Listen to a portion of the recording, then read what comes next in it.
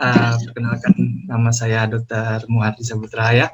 Saya dokter di Puskesmas Tebing. Saya yang diamanahkan dari Puskesmas Tebing untuk mengisi ya. Kita sharing-sharing bersama tentang COVID-19 yang mungkin sekarang lagi booming-boomingnya. Mungkin dah lama sih boomingnya dan sampai sekarang masih booming aja. Oke, tanpa memperpanjang mukadimah ya. Langsung saya izin share screen boleh, Pak? Ya, silakan Pak, silakan. Minta izin sama hostnya untuk boleh share itu boleh, soalnya saya nggak bisa share Multiple partisipan. Oke. Oke Pak, dicoba. Oke, boleh sudah Pak? bisa. Oke, siap.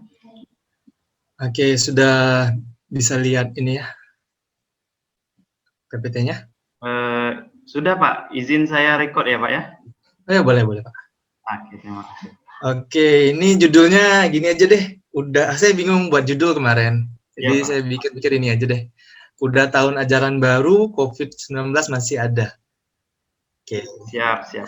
Sebenarnya masih ada apa enggak sih sebenarnya teman-teman? Nah, ini update ya. Ini saya cari data terupdate sekali. Ini kebetulan tanggal 13 ya. Benar ya? Hari ini? Ya, benar Pak, benar. Ya. Hari tanggal 13 dan ini jumlah kasus di Indonesia tanggal 12. Dan ternyata teman-teman ini puncak-puncaknya, dan ini adalah kemarin adalah pertambahan pasien terkonfirmasi paling tinggi, yaitu 40.427 dalam satu hari. Ini angka yang fantastis sih menurut saya. Kalau bisa dilihat di grafik kanan ini ya teman-teman, di grafik kanan ini terlihat sekali nih, akhir-akhir ini kasus sedang melonjak sekali. Itu yang warna biru itu yang kasus terkonfirmasi, sedangkan yang bawahnya itu adalah kematian. Jadi kalau dilihat grafik kematian sama konfirmasi itu sejalan tuh. Jadi grafiknya sama tuh. Semakin tinggi kasusnya atau semakin tinggi jumlah pasien terkonfirmasinya, semakin tinggi juga kematiannya. Ini harus jadi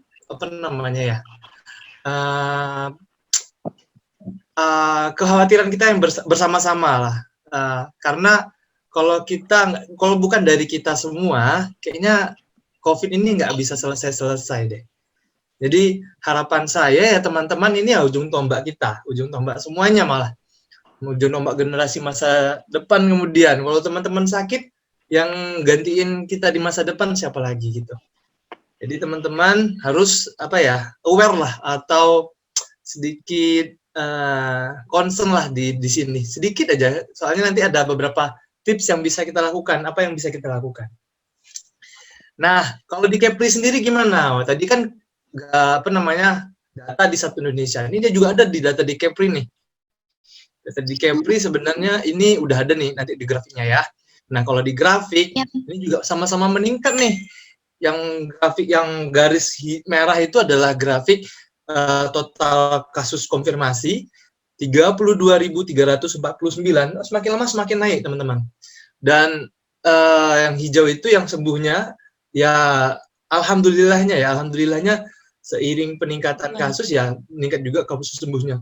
Tapi bukan berarti karena kasus sembuhnya meningkat itu jadi merasa COVID ini nggak masalah. Jangan seperti itu mikirnya. Karena ada juga kasus kematian. Nah, di jumlah meninggal aja kemarin itu total semua ada 709 orang udah meninggal karena COVID. Ini untuk data-data di Kepulauan Riau ya teman-teman. Nah, di Karimun kemarin itu menyumbang sekitar 16 orang yang kasus konfirmasi positif. Itu yang tes dan itu yang dilihatkan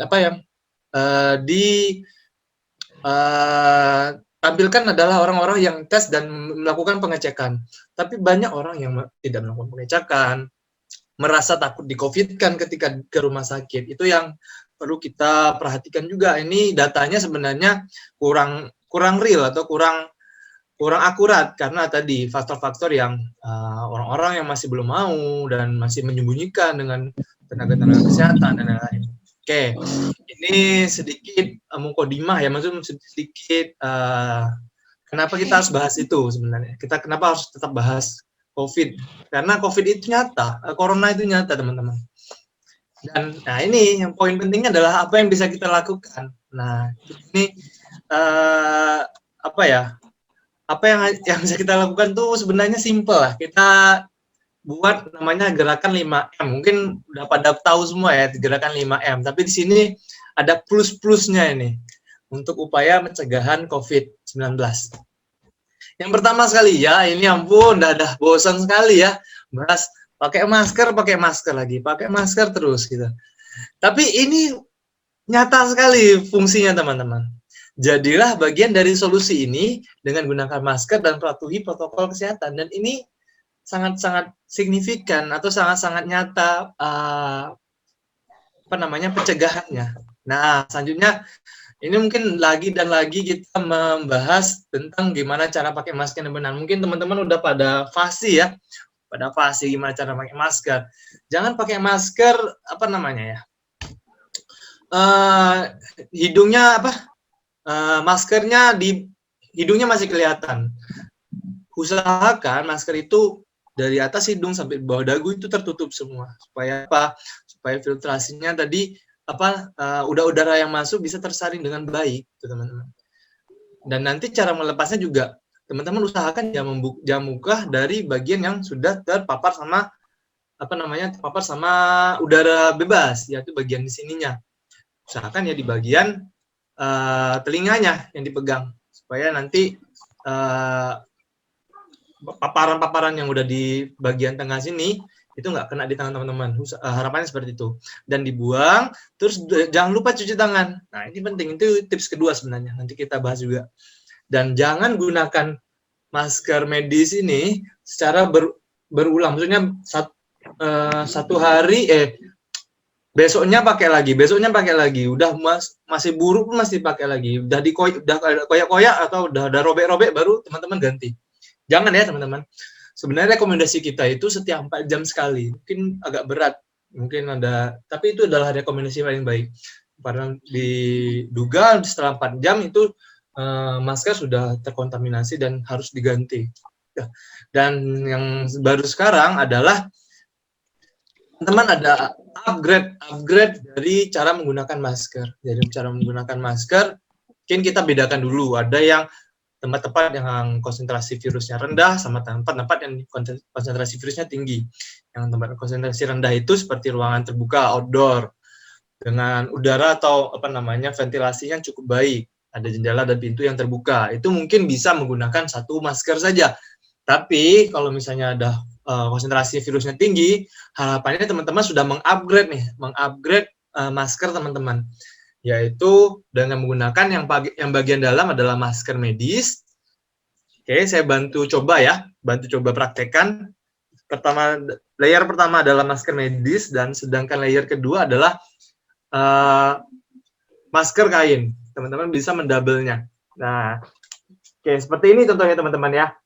Dan sebenarnya kalau misalnya teman-teman nggak mau pakai ini, juga teman-teman bisa menggunakan masker KN94 atau KF94. Ini contoh maskernya yang teman-teman. Ini kalau di KF94 atau KN95 itu memiliki arti filtrasinya bisa sampai 95% atau 94%. Nah, kalau gimana dengan masker double ini? Coba kita lihat. Dan ternyata ketika teman-teman hanya menggunakan masker medis saja, itu daya filtrasinya 56,1%. Dan ketika teman-teman menggunakan hanya masker kain saja, itu menjadi 91,4%. Dan bagaimana kalau teman-teman mendabelkan masker tadi, itu bisa sampai 85,4%. Itu cukup tinggi peningkatannya. Dan kalau misalnya teman-teman menggunakan masker KN95 atau KF94, itu bisa sampai 94-95% daya filtrasinya. Makanya ini penting sekali buat teman-teman untuk mengupgrade masker teman-teman, karena sekarang udah ada varian baru yang cara penularannya mudah sekali, yaitu varian Delta sama varian Kappa. Kalau teman-teman concern atau tertarik dengan kasus-kasus COVID pada saat sekarang ini, itu ada varian-varian COVID baru. Jadi yang harapannya teman-teman bisa mengupgrade masker teman-teman supaya tadi terhindar dari COVID-19 ini. Oke, yang kedua itu tadi yang pertama ya teman-teman. Ingat ya, mungkin poin yang pertama adalah upgrade masker itu. Masker layer pertama atau lapisan pertama adalah yang medis, yang kedua yang kain. Jadi supaya itu tadi daya filtrasinya bisa ditingkatkan. Yang kedua adalah cuci tangan menggunakan air sabun. Ini lagi dan lagi, teman-teman mungkin udah pada bosan ya mendengar cuci tangan terus. Tapi ini penting teman-teman ya. Gimana cara teman-teman cuci tangan juga sesuai dengan, kalau teman-teman sesuai dengan step ini, wah itu kuman-kuman yang ada di seluruh bagian tangan teman-teman dipastikan atau hampir dipastikan sudah terhilang semuanya. Kalau misalnya teman-teman benar cara mencuci tangannya, ya tadi sebenarnya agak sulit ya kalau kita praktek secara daring gini. Tapi harapannya ya teman-teman bisa lihat di YouTube atau lihat di platform lainnya yang bisa menunjukkan bahwa cara cuci tangan yang baik dan benar itu seperti apa. Yaitu ya step pertama ya bagian telapak tangan terlebih dahulu. Mungkin kelihatan nggak ya? Kelihatan ya? Kelihatan Pak, kelihatan. Kelihatan. Jadi cuci tangan di bagian telapak tangan, itu yang pertama. Yang kedua di punggung tangan. Itu sudah ada di slide ya. Punggung tangan jangan satu punggung tangan aja. Kalau satu yang sudah, satunya lagi. Jadi kiri dan kanan. Teman-teman jangan buru-buru untuk cuci tangan. Jadi nikmati aja prosesnya. Karena beberapa orang pada pengen cepat-cepat selesai. Padahal itu ya kita nggak tahu efektivitasnya gimana. Apakah semuanya sudah terangkat atau belum. Oke? Jadi santai aja. Jadi jangan terlalu buru-buru. Apa sih yang dikejar tentang cuci tangan?